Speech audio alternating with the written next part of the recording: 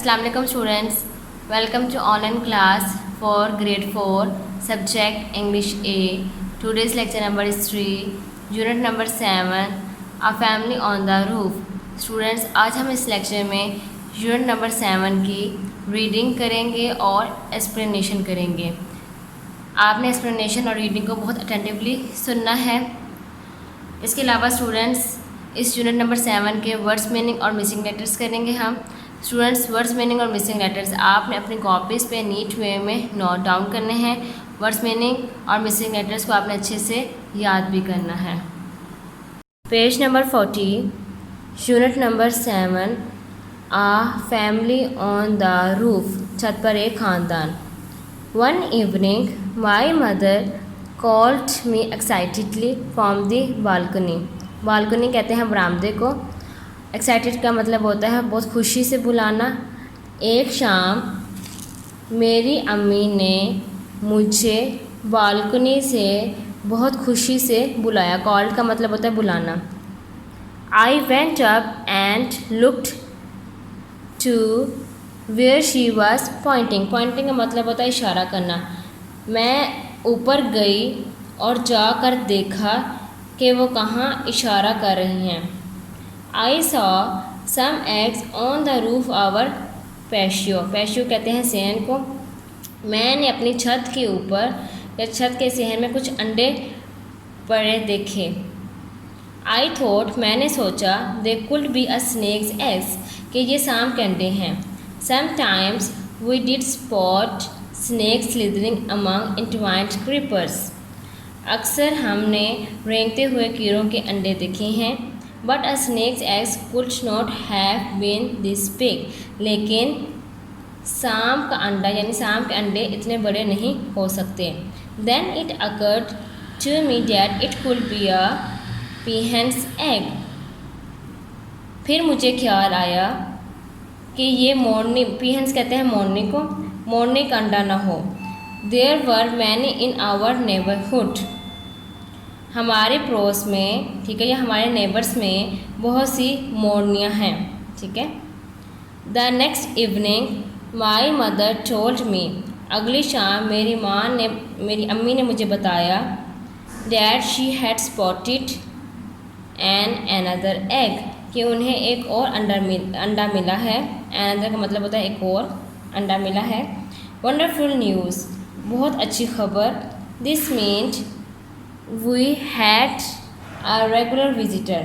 इसका मतलब हुआ, दिस मीन वी हैड, इसका मतलब हुआ कि हमारे पास रोज़ एक मेहमान आता है। I have always longed for a pet, now I was lucky to own one.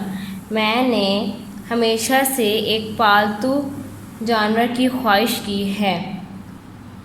लगता है कि मुझे अब पालतू जानवर मिल गया है, यानी मैं अपने आप को खुशकिस्मत समझती हूँ। The next evening I noticed another egg. अगली शाम मैंने एक और अंडा देखा या नोटिस किया। And I was sure of our friend's intention, और मुझे अपने दोस्त की नीयत का अंदाज़ा हो गया। She had decided to make our roof her home. उसने हमारी छत को अपना घर बनाने का फ़ैसला किया। आई वॉज ओवरजॉयड, मैं बहुत खुश थी। I repeatedly counted the eggs. The following days was the most memorable. There were 4 एग्स। रिपीटेड का मतलब होता है बार बार या लगातार। मैं लगातार, काउंट का मतलब होता है गिनना, मैं लगातार अंडे गिनती। The following day was the most memorable. There were 4 eggs. ये शाम बहुत यादगार थी। मेमोरेबल का मतलब होता है यादगार। ये शाम बहुत ज़्यादा यादगार थी क्योंकि आज पूरे 4 अंडे थे। द नेक्स्ट मॉर्निंग, उससे अगली सुबह, आई फाइनली सॉ द पीहन। मैंने मोरनी को आखिरकार देख लिया। फाइनली का मतलब होता है आखिरकार। मैंने आखिरकार मोरनी को देख लिया। I dropped a few pieces of bread and bun onto the roof. मैंने ब्रेड और बन के कुछ टुकड़े, पीसेस का मतलब होता है टुकड़े, छत पे या छत पर फेंक दिए। I had to wait for 21 days for the eggs to hatch. मुझे पूरे 21 दिन का इंतज़ार करना था अंडों के टूटने का. It had become a daily ritual to watch the mother birth. मेरी रोज़ाना की आदत बन गई थी उस माँ को देखना. I did not see her moving an inch in spite of the sun. In spite का मतलब होता है बावजूद. सूरज के बावजूद मैंने उसे 1 इंच भी हिलते हुए नहीं देखा था. On some days it rained heavily and I was sure the bird was cold too. कभी कभी बहुत ज़्यादा बारिश होती थी और मुझे लगता था मुझे लगता था कि उस परिंदे को सर्दी लगती होगी. तो it's nice to have some shower especially in the hot season. For the mother hen it was not so. अगरचे गर्मियों में बारिश होना अच्छा है लेकिन उस माँ के लिए नहीं जो अंडों पे बैठी हो. My mother told me that the peahen went away sometimes in the night. मेरी अम्मी ने मुझे बताया कि मोरनी अक्सर रात को कहीं जाती है. There were some cats in the vicinity and I dreaded the thought that they might snatch the eggs.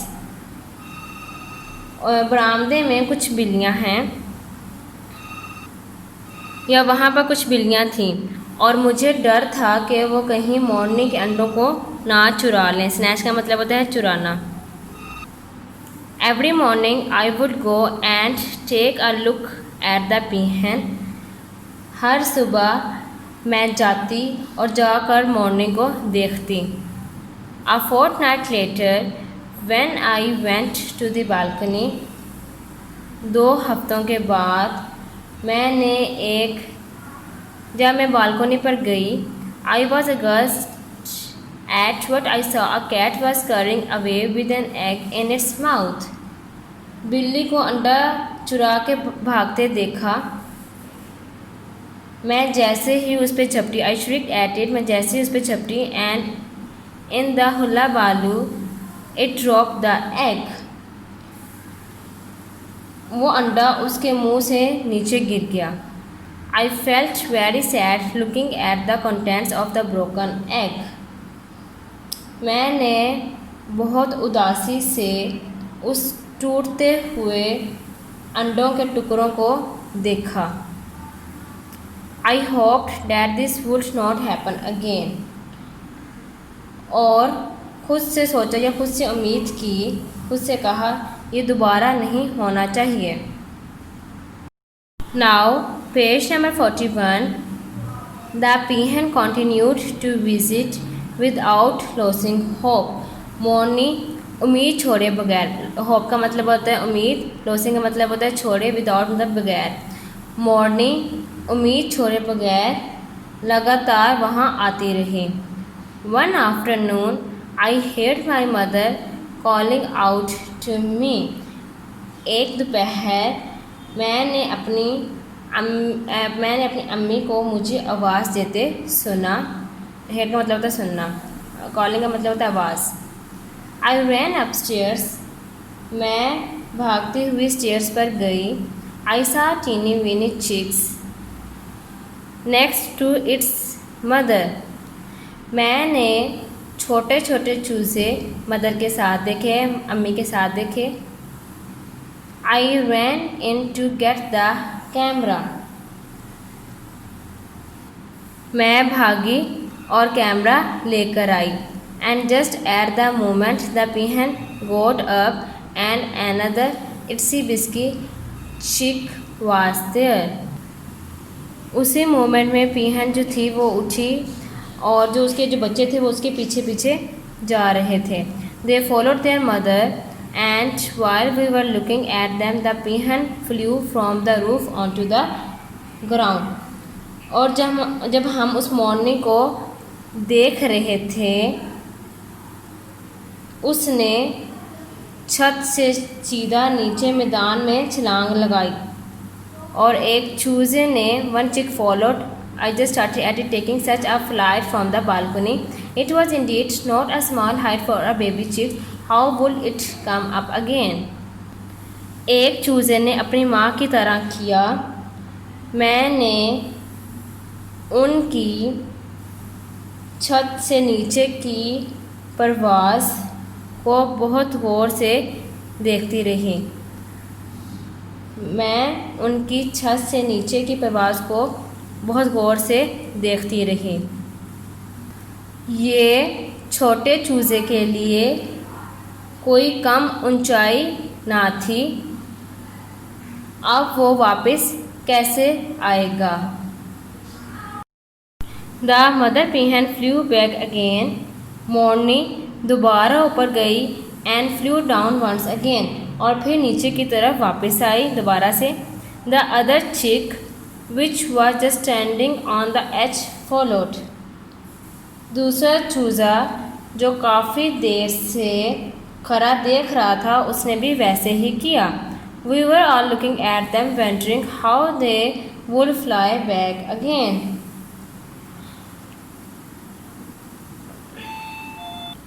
हम सब हैरानगी से उनकी तरफ देख रहे थे कि वो वापस दोबारा से कैसे आएंगे.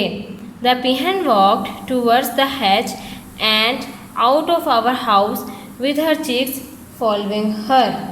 मोरनी किनारे तक गई. चूज़े भी उनके पीछे गए और वह हमारे घर से बाहर निकल गए.